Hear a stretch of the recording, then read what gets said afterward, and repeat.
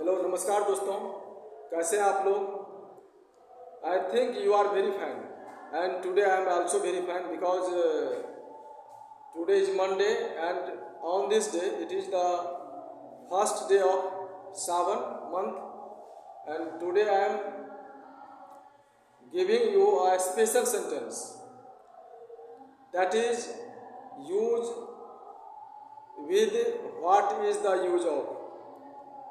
Today's structure is very important for spoken English.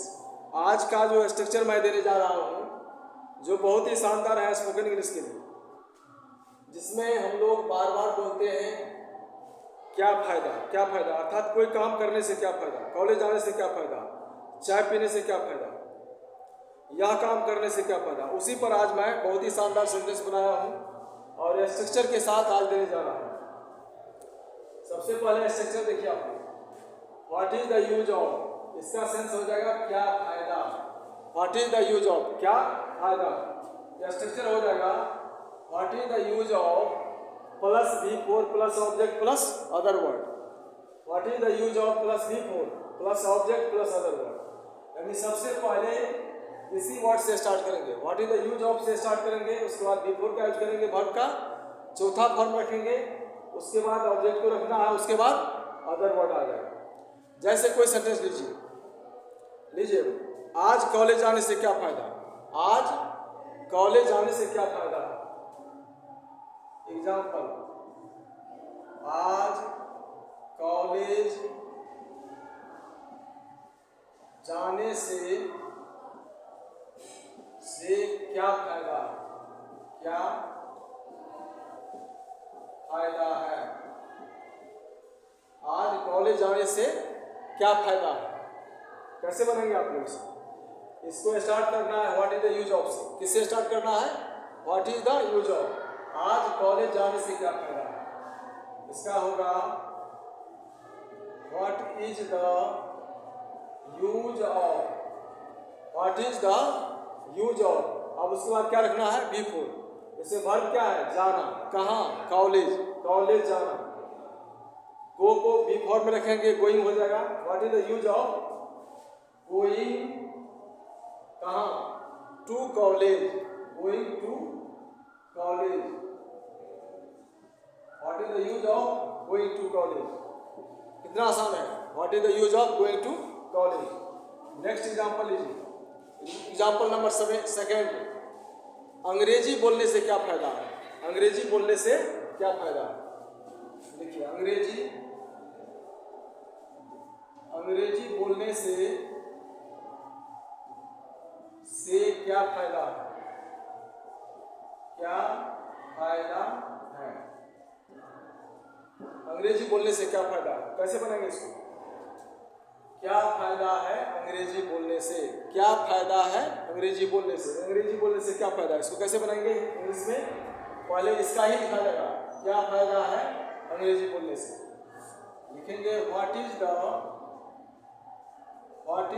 Use of speaking English. What is the use of speaking English. बिल्कुल easy है। What is the use of speaking English. अब लेते हैं next example, example number 4 पर चलते हैं। Example number 3 दो example दे चुका हूँ, अब तीसरा दे रहा हूँ। एग्जाम्पल नंबर 3, चाय पीने से क्या फायदा है। चाय पीने से क्या फायदा है, कैसे बनाएंगे, सेम इसी स्ट्रक्चर पर बनेगा। सबसे पहले यूज करेंगे what is the use of, चाय पीने से क्या फायदा। What is the use of taking tea. What is the use of taking tea. What is the use of taking tea. बिल्कुल आसान है, सेम इसी टाइप से आप लोग बना सकते हैं। तुमसे बात करने से क्या फायदा है, तुमसे बात करने से क्या फायदा है। देखिए नंबर 4, तुमसे बात करने से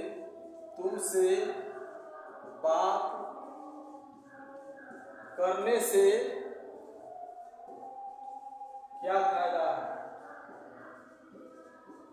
क्या फायदा है? तुमसे बात करने से क्या फायदा है?